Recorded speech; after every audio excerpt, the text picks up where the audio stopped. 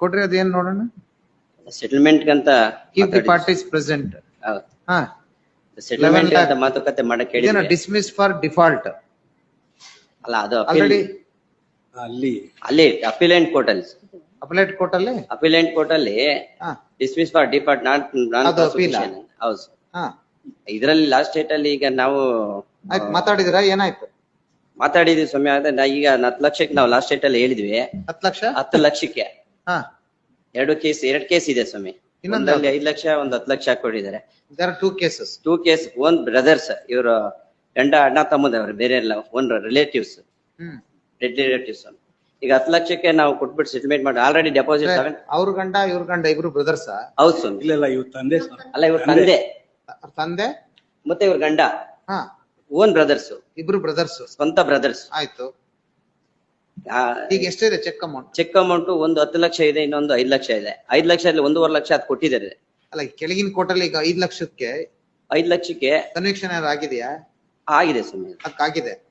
5 ಲಕ್ಷಕ್ಕೆ 5 ಲಕ್ಷದಲ್ಲಿ 1.5 ಲಕ್ಷ ಕೊಟ್ಟು 3.5 ಲಕ್ಷ ಅಂತ ಹೇಳಿ ಅಲ್ಲಿ ಆಗಿದೆ. ಅಲ್ಲಿ 4 ಲಕ್ಷ, 5 ಲಕ್ಷಕ್ಕೆ 4 ಲಕ್ಷ, 10 ಲಕ್ಷಕ್ಕೆ 11 ಲಕ್ಷ ಇದೆ ಅವಾರ್ಡ್ ಅಮೌಂಟ್ ಮಾಡಿದ್ದಾರೆ. ಈಗ ಏನಾಗಿದೆ, ನಾನು 7,50,000 ಆಲ್ರೆಡಿ ಫೇಡ್ 50% ಡೆಪಾಸಿಟ್ ಮಾಡ್ಬಿಟ್ಟಿದ್ದೀನಿ. ಆಲ್ರೆಡಿ ಡೆಪಾಸಿಟ್ ಮಾಡಿದ್ದೀನಿ. ಈಗ ಇನ್ನ ಉಳಿಕೆ 2 ಸೇರಿ 10 ಲಕ್ಷ ಮೊದಲೇ ಮಾತಾಡಿದೀವಿ ಸ್ವಾಮಿ. ಅದರಿಂದ life time of father of the ಈಗಿಲ್ಲ, ತಿರೋಗಿದ್ದಾರೆ. ಅವ್ರು ಇದ್ದವಾಗ 5 ಲಕ್ಷ ಹೇಳಿದ್ರು. ಲಾಸ್ಟ್ ಅಲ್ಲಿ ನಾವೇ ಅಲ್ಲಿ ಕೇಸಲ್ಲಿ ನಡೆಸಿ 10 ಲಕ್ಷಕ್ಕೆ ಫೈನಲ್ ತೀರ್ಮಾನ ಮಾಡಿದೀವಿ. 10 ಲಕ್ಷ ಅಂದ್ರೆ ಟೋಟಲ್ ಅಮೌಂಟ್ ಅಂದ್ರೆ ನಿಮ್ಮ ಪ್ರಕಾರ 10 + 5 15 ಲಕ್ಷಕ್ಕೆ, 15ರಲ್ಲಿ 10 ಲಕ್ಷಕ್ಕೆ ಟೋಟಲ್ ಸೆಟಲ್ಮೆಂಟ್ 10 ಲಕ್ಷ. ಈಗ 7.5 ಲಕ್ಷ ಕೊಟ್ಬಿಟ್ಟಿದೀವಿ. ಇನ್ 2.5 ಲಕ್ಷಕ್ಕೆ ಬೇಕಾದ್ರೆ ನಾನು ರೆಡಿ ಸ್ವಾಮಿ. 2 ತಿಂಗಳಲ್ಲಿ ನಾನು ಕಟ್ಬಿಡ್ತೀನಿ. ಅಲ್ಲ, ತೀರ್ಕೊಂಡವ್ರ ಮೇಲೆ ಯಾವ ತರ ಮಾತಾಡಿದೀವಿ ಅಂತ ಹೇಳ್ತಾರೆ. ಅದ್ರ ಏನಿಲ್ಲ. ನಿಮ್ಮ ಹತ್ರ ಏನಾದ್ರು ಮಾತಾಡಿದ್ರಮ್ಮ? Okay dad, I am by 50% ಅವರ ಸೇಫರ್ ಸೈಡ್ ಆಗೋಸ್ಕರ ಬಂದು ಪೇ ಮಾಡ್ತಾರೆ. ನಮಗೆ ಕೊಡಬೇಕು ಅನ್ನೋದಕ್ಕೆ ಮಾತ್ರ ಅವ್ರಿಗೆ ಇಂಟೆನ್ಷನ್ ಬರೋದಿಲ್ಲ. ಹಿಂಗೆ ಟೈಮ್ ಡ್ರ್ಯಾಗ್ ಮಾಡ್ಕೊಂಡೇ ಬರ್ತಿದ್ದಾರೆ. ಆಯ್ತು, ಓಕೆ. 2.5 ಲಕ್ಷ ದೇ ಆರ್ ನಾಟ್ ಅಗ್ರಿಯಬಲ್ ರೀ. They are not agreeable.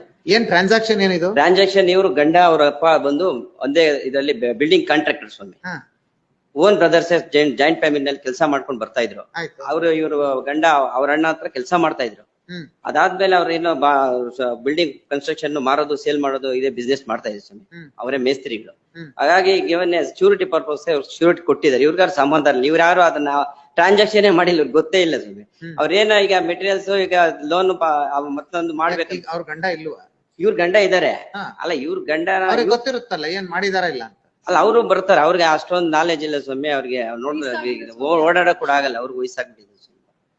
ಹಾಗಾಗಿ ಅವ್ರಿಗೆ ಇತ್ತೀಚೆಗೆ ನೋಡ್ರಿ, ಇಬ್ರು ಕೂತ್ ನೀವೇನ ಮಾಡ್ರಿ. ಅಲ್ಲ, ನಾನು ಮಾತಾಡಿದ ತಾವು ಹೇಳಿದ ಮೇಲೆ ಲಾಸ್ಟ್ ಈಗ ಎಷ್ಟು ಕೂತ್ಕೋತಾರೆ? ಟೋಟಲ್ ಅದರಲ್ಲಿ 10 + 4 + 5 ಇರೋದು 11 + 4 5 15 ಇದೆ. 11 ಅಂದ್ರೆ 11 10ಕ್ಕೆ 11 ಮಾಡಿದ್ದಾರೆ. Fine amount. ಇನ್ನೊಂದು 5ಕ್ಕೆ 3.5 ಇತ್ತು. ಅಲ್ಲಿಗೆ 13.5 ಒಂದೂವರೆ ಕೊಟ್ಟಿದ್ದಾರೆ.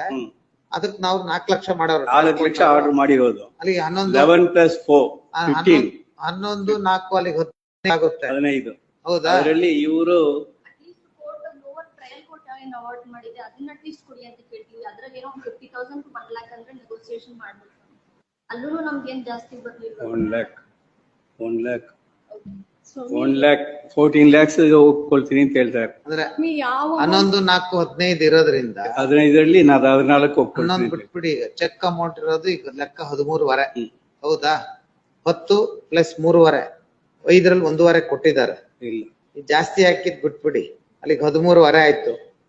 ಚೆಕ್ ಅಮೌಂಟ್ ಏನೇ 11 lakhs and 5 lakhs. 11 ಆಯ್ತ್ರಿ. 10ಕ್ಕೆ 11 ಕೊಟ್ಟಿರೋದು ಟ್ರಯಲ್ ಕೋರ್ಟ್ ಅಲ್ಲಿ. ಚೆಕ್ ಅಮೌಂಟ್ 11 ಇನ್ನೊಂದು ಹಾಗೆ 3.5ಗೆ 4 ಕೊಟ್ಟವ್ರೆ. 4 ಕೊಟ್ಟಿದ್ದಾರೆ. 15 ಆಗೋದು. 5ಕ್ಕೆ 4 ಕೊಟ್ಟಿದ್ದಾರೆ ಸ್ವಾಮಿ. 5ಕ್ಕೆ 4 1.5 ಲಕ್ಷ ಕೊಟ್ಟಿದ್ದಾರೆ. ಅದು ಇದೆಲ್ಲ ಅದು ಮುಂಚೆನೆ ಕೊಟ್ಟಿದ್ದಾರೆ. ಇಲ್ಲ ಸರ್, ಇನ್ನೊಂದ್ ಕೇಸಲ್ಲಿ ಸರಿಯಾಗಿ ಓದಿಲ್ಲ.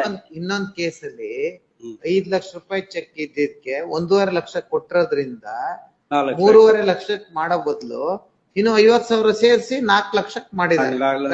ಕರೆಕ್ಟಾ? 11 + 4 ಅಲ್ಲಿ 11 + 4 ಅದೇ ಎನಾನ್ಸ್ಡ್ ಅಮೌಂಟ್ ಸೇರಿ.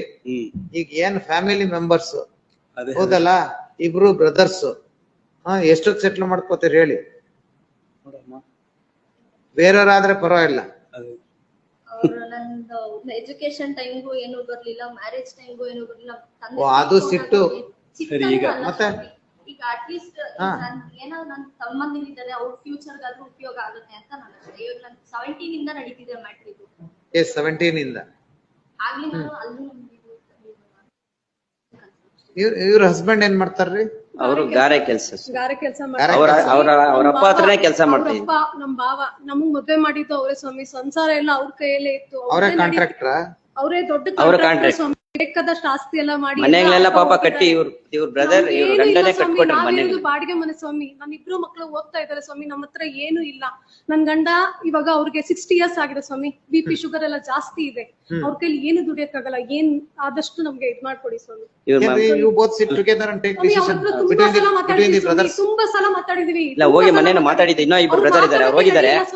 ಮಾತಾಡಕ್ಕೆ ರೆಡಿ ಇಲ್ಲ ಸ್ವಾಮಿ. ಬೇಕಂತ ನಮ್ಗೆ ಇನ್ಫ್ಯಾಕ್ಟ್ ಮನೆ ಕಟ್ಟಕ್ಕೆ ಸಾಲ ಪಡೆದಿದ್ದು, ಮನೇನು ಕಟ್ಟಿದ್ರು, ಆಮೇಲೆ ಮನೇನು ಮಾಡಿದ್ದಾರೆ. ಮನೆ ಇದೆಯಾ? ಮನೆ ಮಾಡ್ಬಿಟ್ರು. ಇಲ್ಲ ಸ್ವಾಮಿ. ಬಾಡಿಗೆ ಮನೆ ಅಂತಾರ ಅವರು? ಬಾಡಿಗೆ ಮನೇಲಿ ಇದ್ದೀವಿ ಮನೆ ಕಟ್ಟಕ್ಕೆ ಸಾಲ ಪಡೆದಿದ್ದು, ಮನೆ ಕಟ್ಟಿದ್ರು, ಮನೇನು ಮಾಡಿದ್ರು. ಮನೆ ಕಟ್ಟಿದ್ ಮಾರ್ಬಿಟ್ರು. ಮನೆ ಕಟ್ಟಿದ್ ಮಾರಿದಾರ? ಸಾಲ ಮಾಡಿದ್ರು, ಸಾಲಕ್ಕೋಸ್ಕರ ಸ್ವಾಮಿ. ಸಾಲ ತೀರ್ಸ್ಬಿಟ್ಟಿದ್ರು. ಮಾಡಿ ಮನೆ ಕಟ್ಟಿದ್ವಿ ಆಯ್ತಮ್ಮ, ಮನೆ ಕಟ್ಟಿದ್ ಮಾರಿದಿರಾ ಸ್ವಾಮಿ. ಮಾರಿ ಆಯ್ತು. 2017 ಮಾಡಿದೀವಿ ಸ್ವಾಮಿ. 17 2017 ಮಾಡಿದೀವಿ ಸ್ವಾಮಿ. ಇವಾಗ ನಮ್ಮ ಮನೆಯವ್ರ ಪರಿಸ್ಥಿತಿ ಸರಿ ಇಲ್ಲ ಸ್ವಾಮಿ. ನಮ್ಗೆ ಏನು ದಿಕ್ಕಿಲ್ಲ ಸ್ವಾಮಿ. ನೋಡ್ರಿ, ಆಗ್ಲಿಲ್ಲ ಅಂದ್ರೆ ಆರ್ಗ್ಯುಮೆಂಟ್ ಮಾಡಿ ಬಿಡಿ. ಇಫ್ ನಾಟ್ ಪಾಸಿಬಲ್ ಟ್ರೈ ಮಾಡ್ತೀವಿ ಸುಮ್ಮ. ಇನ್ನೊಬ್ಬ ಬ್ರದರ್ ಇದಾರೆ, ಅವ್ರಿಗೆ ಹೇಳ್ತೀವಿ ನೋಡೋಣ ಫೈನಲ್ ಆಗಿ. ಆಯ್ತು. both parties are present before this court and no element of settlement. However, the counsel for the petitioner seeks time to negotiate the same. ನೋಡ್ರಿ, ನೀವುಗಳ ನೋಡ್ಕೊಳ್ರಿ ಸ್ವಲ್ಪ.